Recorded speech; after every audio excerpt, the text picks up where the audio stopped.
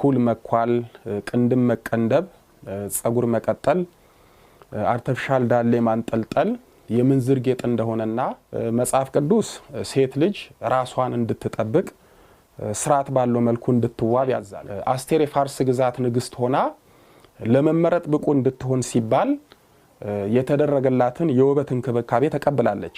አዛዜል የተባለ ጋኔን በወቅቱ ለነበሩት ለቃየል ልጆች እንዳስተማራቸው ተናግሯል። መኳኳል ራስን ውብ አድርጎ ማሳመር ብቻ ሳይሆን ራስንም ለቡዳ መንፈስ ማዘጋጀትም ነው።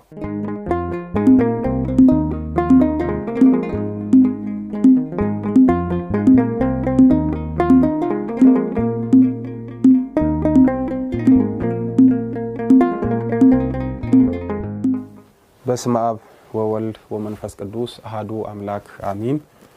በውጭም በሀገር ውስጥ ያላችሁ የተወደዳችሁ የእግዚአብሔር ቤተሰቦች የወለላይቱ እመቤት የድንግል ማርያም የአስራት የቃል ኪዳን ልጆች የቅዱሳን መላእክት የጻድቃን የሰማዕታት ወዳጆች በያላችሁበት የክርስቶስ ሰላም ይድረሳችሁ።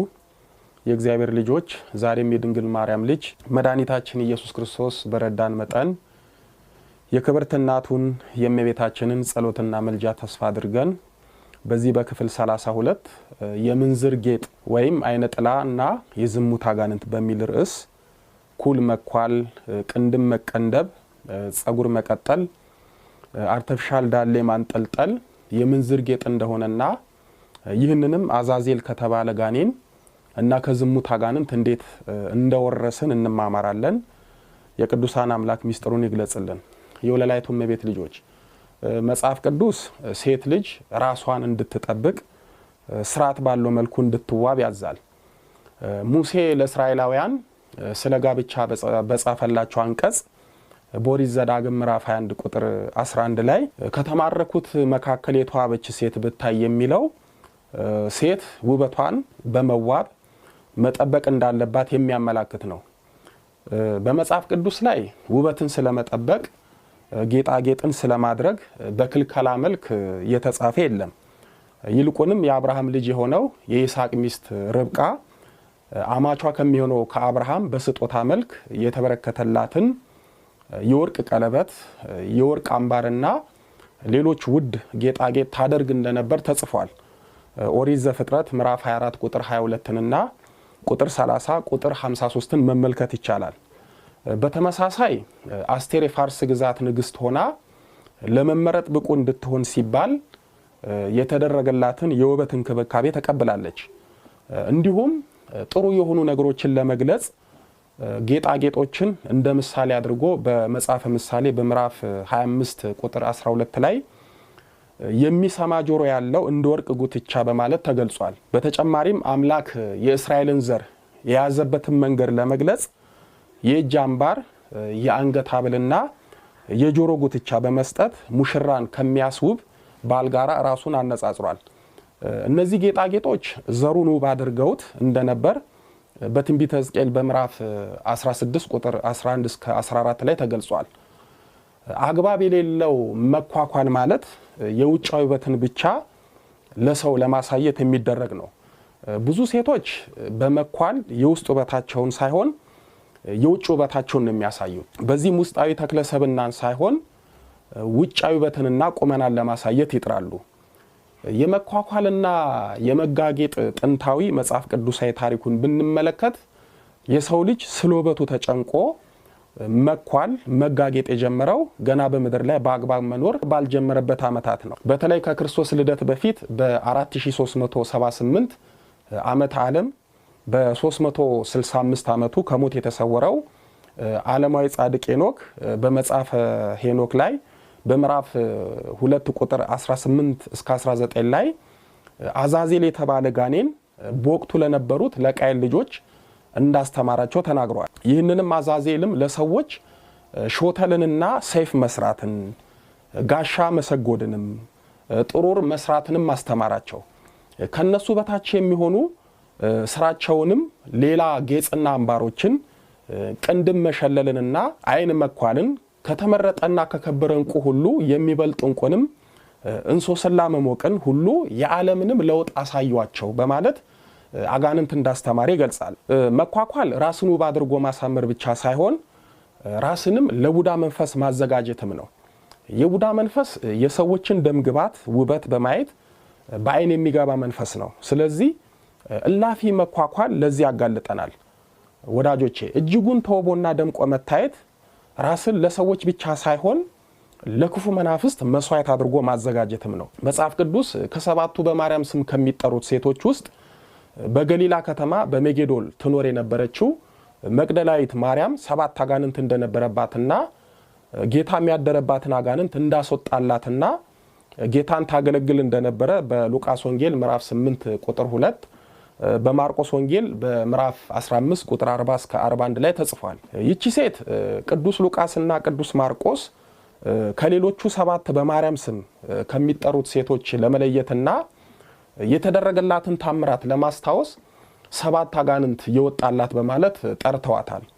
ሁላችንም 7 አጋንንት የወጣላት የሚለውን ስንሰማ መግደላዊት ማርያም 7 አጋንንት እንደወጣላት እንጂ 7ቱ አጋንንት ምን እንደሆኑ አልተዘረዘሩም። ለዚህ ጥያቄ የማርቆስ ወንጌል አንድምታው ይመልስልናል። መግደላዊት ማርያም መልከ መልካምት ነበረቻት። እህቷም ወላድና በሰዎችም ዘንድ መወደድ ያላት ናት። መግደላዊት ማርያም በእህቷ ትቀና ነበርና በዚህና በሌሎች ምክንያት 7 አጋንንት ተጠናወቷት። እነሱም አንደኛው የቅናት አጋንንት፣ ሁለተኛው የትዕቢት አጋንንት፣ ሶስተኛው የስድብ አጋንንት፣ አራተኛው የምንዝር ጌጥ ወይም የሚያኳኩል የሚያጋጌጥ ክፉ መንፈስ፣ አምስተኛ የዝሙት አጋንንት፣ ስድስተኛ የሐሜት አጋንንት፣ ሰባተኛ የሐሰት አጋንንት ናቸው። የወለላይቱ እመቤት ልጆች በመግደላዊት ማርያም ሕይወት ጣልቃ በመግባት ሕይወቷን ያመሰቃቀሉ የነበሩት አጋንንት ዛሬም በእኛ ሕይወት አሉ። ክፋቱ እኛ በመግደላዊት ማርያም ሕይወት ውስጥ የነበሩት አጋንንት በእኛ ቢኖሩም አጋንንት ሳይሆን ልምድ አሊያም ከስነ ምግባር ጉርለት የሚመጡ ጠባያችን ነው የሚመስሉን። በመግደላዊት ማርያም ሕይወት ውስጥ ከነበሩት አጋንንት 7ቱ የተለመዱና የምናውቃቸው ስለሆኑ ከነዛ ውስጥ አንዱን ከርዕሳችን ጋር የሚሄደውን የምንዝር ጌጥ የሚለውን እናያለን። የምንዝር ጌጥ ማለት በመዋቢያ ዕቃ ፍቅር እንድንለከፍና ተፈጥሮን ባልጠበቀ መልኩ እንድንኳኳል፣ እንድናጋጌጥ፣ የተፈጥሮ ውበታችን ላይ እምነት እንድናጣና በራሳችን ፍላጎት እንድንዋብ የሚያደርገን አጋንንት ነው። አይነ ጥላ በውበታችንና በቁመናችን በሰው ዘንድ መስህብ እንደሌለን በማሳሰብ ኩል እንድንኳል፣ ቅንድባችንን እንድንቀነደብ፣ አርቲፊሻል ጸጉር እንድንቀጥል፣ አርቲፊሻል ዳሌ እንድናንጠለጥል፣ ከንፈራችንን ቀለም እንድንቀባ ወዘተ የሚያደርግን። አይነ ጥላው በሴቷ ላይ ሆኖ ወንዱን ለማጥመድ ያኳኩላታል። ተመልካችንና አድናቂን እንዲያገኙም ያደርጋቸዋል። ያጋንንት በተፈጥሮ ውበታችን ደስተኛ እንዳንሆንና የራሳችንን ሰው ሰራሽ ውበት በመጨመር እንድንሽቀረቀር እንድንንጨባረር የሚያደርገን አጋንንት ነው። ይህ አጋንንት በእግዚአብሔር ስራ ጣልቃ እንድንገባና እግዚአብሔር ሲፈጥረን ያበላሸን ያጎደለብንና ያጎደለን እየመሰለን ይህ ነገር እንዲህ ቢሆን ኖሮ ለራሴም በሰው ፊት አምር ነበር እያስባለ የሚያኳኩል አጋንንት ነው። ዛሬማ ገንዘብ ያላቸው ሰዎች ከምንዝር ጌጥነት አልፈው በፕላስቲክ ሰርጀሪ ወይም በቀዶ ጥገና አካላቸውን ለምሳሌ ከንፈራቸውን፣ አፍንጫቸውን፣ ዳሌያቸውን፣ ባታቸውን፣ እግራቸውን፣ ፊታቸውን፣ መላ አካላቸውን እንደተበላሸ ዕቃ ብዙ ሺህ ብሮችን እየከፈሉ ይሰራሉ። ምዕራባውያን ከምንዝር ጌጥ አልፈው ተርፈው ድንግልናን በድጋሚ ማሰራት ጀምረዋል። አጋንንቱ ስለተቆጣጠረን በተፈጥሮ ጸጋችን ጣልቃ እየገባ ግራ እያጋባ ይጫወትብናል። በነገራችን ላይ አንዲት ሴት እግዚአብሔር የሰጣትን ጸጉር አያምርብኝም ብላ ያምርብኛል ያለችውን አርቲፊሻል ጸጉር ከቀጠለች እግዚአብሔር ጸጉሬን ስትፈጥርልኝ ልክ አይደለህም እያለች ነው። አንዲት ሴት ውበቴ አላማረኝም ደስ አላለኝም ብላ በቅባቱ በዱቄቱ እላፊ ተውባ ውበቷን ከተፈጥሮ ውጭ ካደረገች እግዚአብሔር ውበቴን ስትፈጥር አጉድለሃል እያለችው ነው። አንዲት ሴት በፕላስቲክ ሰርጀሪ መልኳን ካስዋበች፣ ዳሌዋን ካሰራች፣ ከንፈሯንና አፍንጫዋን ካስቀየረች እግዚአብሔርን ስትፈጥረኝ በፍጹም ተሳስታል፣ ስለዚህ የኔ መልክና ቁመና ይሄ ነው እያለች ነው። እግዚአብሔር ሲፈጥረን ለእያንዳንዳችን የሚመጥነንን፣ የሚያስፈልገንን፣ የሚሆነንን፣ የሚጠቅመንንና የምንጠቀምበትን መልክና ቁመና ነው የሚሰጠን። እኛ ደግሞ እግዚአብሔር የሰጠንን አመስግነን ስለማንጠቀም የሰው ያየን የሰውንና የተሻለ ያልነውን ስለምንፈልግ በተሰጠን መልክና ቁመና እናመሰግንም። የሰው ልጅ የሥላሴ ሕንጻ ነው። ሐናጺውም ደግሞ ሥላሴ ናቸው። እንኳን እኛን የፈጠሩ ሥላሴ ቀርቶ ሥላሴ የፈጠሩ ጥሩ መሐንዲስ በሚያነጸው ሕንጻ አይሳሳትም። በመጽሐፈ መክብብ በምዕራፍ 3 ቁጥር 11 ላይ ነገርን ሁሉ በጊዜው ውብ አድርጎ ሰራው እንዳለ እግዚአብሔር እኛን ነገሮቻችንን በጊዜው ውብ አድርጎ ነው የሰራው። ሁላችንም ለራሳችን ውቦች ነን። ውቦች ብቻ ሳይሆን የእግዚአብሔር የውብ እጆቹም ስራዎች ነን። የምንዝር ጌጥን እንድንወድ የሚያደርገን አጋንንት ዋናው ዓላማ አንደኛ በተፈጥሮ ጸጋችን ወይም ስጦታችን እንዳናመሰግንና እንዳንተማመን ያደርገናል። ሁለተኛ ለታይታ እንድንቀርብ ያደርገናል። ሶስተኛ ለሌሎች ክፉ መናፍስት አሳልፎ ይሰጠናል። ለምሳሌ ለቡዳና ለዛር ቡዳ መንፈስ። አራተኛ እላፊ በመኳኳላችን በመጋጌጣችን በሰዎች ዘንድ መጠላትን እናተርፋለን። አምስተኛ ዘማዊ ያስመስለናል። ስድስተኛ ለውጫዊ ውበታችን ብቻ እንድንጨነቅ ያደርገናል። ሰባተኛ ለትዕቢት ይዳርገናል። ስምንተኛ ተፈጥሯችን ባልሆነ ውበት እንድንመካ ያደርገናል። ዘጠነኛ ለአላስፈላጊ ገንዘብ ወጪ ይዳርገናል። ብዙ ሴቶች ለውበት ዕቃዎች የሚያወጡትን ገንዘብ አያጡም፣ አስራት ለማውጣት ግን ያጣሉ፣ ይቸገራሉ። አስረኛ ለጤና መጓደል ይዳርገናል። ለምሳሌ ለቆዳ ነክ በሽታና ለቆዳ ካንሰር ይዳርገናል። 11ኛ በእግዚአብሔር ስራ ጣልቃ እንድንገባ ያደርገናል። 12ኛ ለትዳር ህይወት እንዳንመረጥ ያደርገናል። ውበታቸውን ለመጠበቅ አብዝተው የሚኳኳሉ የሚጋጌጡ ሰዎች የተፈጥሮን ውበታቸውን ስለደበቁ በአርቲፊሻል ውበት ስለደመቁ በወንዶች ዘንድ ብዙም አይፈለጉም። 13ኛ ለማንነት ቀውስ ይዳርገናል። ለምሳሌ ያለምንም አደጋ ውበታችንን ቁመናችንን ወይም ተክለሰውነታችንን በፕላስቲክ ቀዶ ጥገና በመናደርገው ራስን ማስዋብ ለማንነት ቀውስ እንዳረጋለን። በዚህ ድርጊቶቻችን ለአጋንንት የጥፋት ዓላማ ምቹ ስንሆን በሰዎችና በፈጣሪ ዘንድ ግን መጠላትን እናተርፋለን። ከዚህ ጋር በተያዘ ለምሳሌ አንዲት ሴት ፊቷ ላይ አሲድ ቢደፋና በዚህም የተፈጥሮ ውበቷ ቢጠፋ በፕላስቲክ ሰርጀሪ ውበቷን ብታስተካክል አንዲት ሴት ወይም አንድ ወንድ በተፈጥሮ እና በሰው ሰራሽ አደጋ ከውበትና ከቁመና ጋር የተያዘ ችግር ቢገጥማቸው ይህንን ችግር ዘመን ባመጣው በፕላስቲክ ሰርጀሪ ቢያስተካክሉት ወይም ወደ ቀደመ ይዞታ ቢመልሱት ኃጢአት አይሆንባቸውም። አይነ ጥላ ያለባት ሴት በተለይ በተፈጥሮ ጸጋዋ ማለትም በውበቷ በቁመኗ ከሌሎች ሴቶች አንሳ እንደምትታይ እንደማታምር ውስጣዊ ስሜት ስለሚሰማት ይህንን ችግር ለመቅረፍና በሰዎች ዘንድ ውብ ሆና ለመታየት ራሷን በመዋቢያ ዕቃ ውስጥ ትሸሽጋለች። አይነ ጥላውም ዓላማው በራስ መተማመንን አጥፍቶ ራስን ለገበያ እንደማቅረብ እይታን የሚፈልግና ተሰናክሎ የሚያሰናክል ነው። አይነ ጥላ መሰሪ ስለሆነ ብዙ ሴቶችን የተፈጥሮ ውበታቸውን በማኳኳል እያስጌጠ የወንድ አይን እንዲገቡ ያደርጋል። የተፈላጊነት ስሜታቸውንም ከፍ ያደርጋል። በዚህ ምክንያት ብዙ ሴቶች የመንፈሱ ሴራ ስለማያውቁ በዝሙት እየወደቁ ድንግልናቸውን አጥተዋል። የምንዝር ጌጥ ክፉ መንፈስ ያለባቸው ሴቶች ጸጉር መቀጠል፣ ያጠረና ገላን የሚያሳይ ልብስ መልበስ፣ መኳኳል፣ እላፊ መጋጌጥ፣ ተፈጥሯዊ ያልሆነ ባዕድ ነገሮችን በሰውነታቸው ላይ መጠቀም፣ ለሰብናቸው ሳይሆን ለውበታቸው ብቻ የመጨነቅ ጠባይ፣ ተውበው አለመርካት፣ ከጸሎት ይልቅ ለመዋብ ረጅም ሰዓት ማጥፋት፣ ቅንድብን መቀንደብ፣ መሸለት፣ ደማቅ ቀለሞችን ከንፈር ላይ መቀባት፣ የአይናቸውን ሽፋሽፍት የተለያዩ ህብረ ቀለማትን መቀባት ወዘተ ነው። የሴቶችን ብቻ አነሳን እንጂ ሴት አይነ ጥላ ያለባቸው ወንዶችም አንዱ መገለጫቸው መጋጌጥ ነው። በነገራችን ላይ ራሄሎ የተባለች ዛር ያለባቸው ሴቶችም እጅጉን መኳኳል መጋጌጥ ያዘወትራሉ። የሰውን እይታን የሚስብ ልብሶችንም ይለብሳሉ። ራሄሎ የተባለችው ዛር ከዛር ነገስታቶች አንዷ ናት።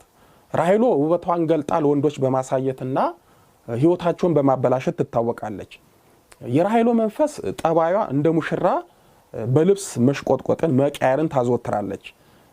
ለብሶ ደምቆ መታየትን ትወዳለች። ራሷን የተዋበችና እመቤት አድርጋም ትቆጥራለች። ስለዚህ የዚች መንፈስ ተጠቂ የሆኑ ሴቶች የራሄሎ ፍላጎትና ጠባይ ይንጸባረቅባቸዋል ወይም የራሄሎን ፍላጎትና ጠባይ ያንጸባርቃሉ። ልክ እንደ ሴቶቹ ሁሉ ውበትን በመጠበቅ ስም ሴት አይነ ጥላ ያለባቸው ወንዶች ከሴቶቹ ባልተናነሰ መልኩ ይኳኳላሉ፣ ይጋጌጣሉ። በእርግጥ ውበትን መጠበቅ መልካም ቢሆንም ራሳችንን ትዝብት ውስጥ እስኪከተን ድረስ ዘመናችንን በሙሉ ለሚረክፈው አፈር ለሚበላው ውበታችን ብቻ የምንጨነቅ ሆነ በእውነት ችግር አለብን ማለት ነው።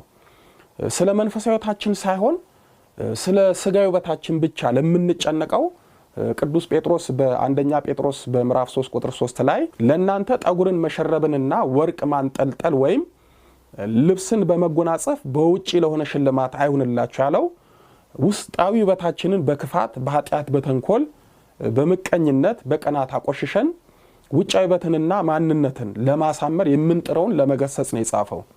የወለላይቱ እመቤት ልጆች በመዋቢያ ጥበብ ብቻ የውጭ ውበታችንን አሳምረን የውስጥ ሰብናችን ለማያምረው ለምናስጠላው ጥበበኛው ሰለሞን በመጽሐፈ ምሳሌ በምዕራፍ 11 ቁጥር 22 ላይ የወርቅ ቀለበት በሪያ አፍንጫ እንደሆነ ከጥበብ የተለየች ቆንጆ ሴትም እንዲሁ ናት ይለናል።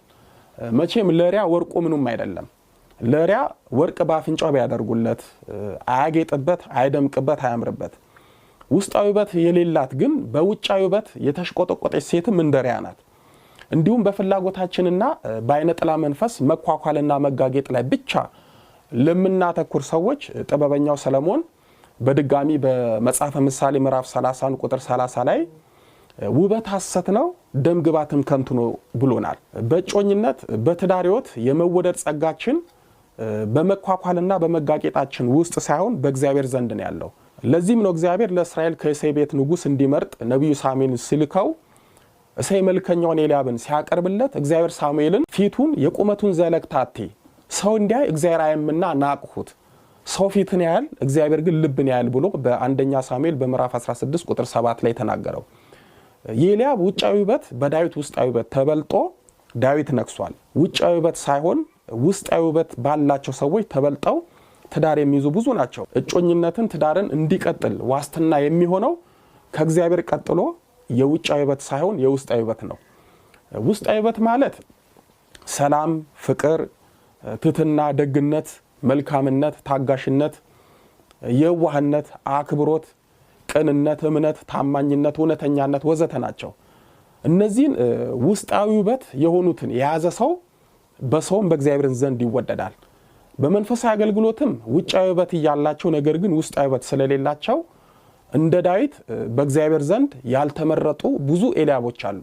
ስለዚህ እኛም በመኳኳልና በመጋጌጥ ውበታችንን የጠበቅን መስሎን ለጊዜው በሰዎች ዘንድ ያለንን መወደድ እያየን በእግዚአብሔር ዘንድ መጠላትን እንዳናተርፍ በእርሱ መለኮታዊ ጥበብ ውስጥ ጣልቃ እንዳንገባ ልንጠነቀቅ ይገባል። እንዲሁም የምንዝር ጌጥ የሆነው አይነ ጥላና የዝሙት አጋንንት በሕይወታችን ጣልቃ በመግባት ወዳልፈለግነውና ወደማንወጣው አዘቅት ውስጥ እንዳይከተል ልንነቃ ይገባል። በዚህ ተግባራችን የአይነ ጥላ የዝሙት አጋንንትና የቡዳ መንፈስ ሰለባ መሆን የለብንም። ይልቁንም አጋንንታዊ በሽታ እንደሆነ ልታውቁና ልትጠነቀቁ ይገባል። ስትዋቡ ባፈነገጠ ሳይሆን ራስን ለአጋንንት አሳልፎ ባልሰጠ መንፈሳዊነትን በጠበቀ መልኩ በክርስቲያናዊ ጨዋነት ይሁን። ውበት ሐሰት ነው ደምግባትም ከንቱ ነው። እግዚአብሔርን የምትፈራ ሴት ግን እርሷ ትመሰገናለች እንዳለው ጥበበኛው ሰለሞን ለሴት ልጅ ውበቷ መልኳ ደምግባቷ ብቻ ሳይሆን እግዚአብሔርን መፍራቷም ነው።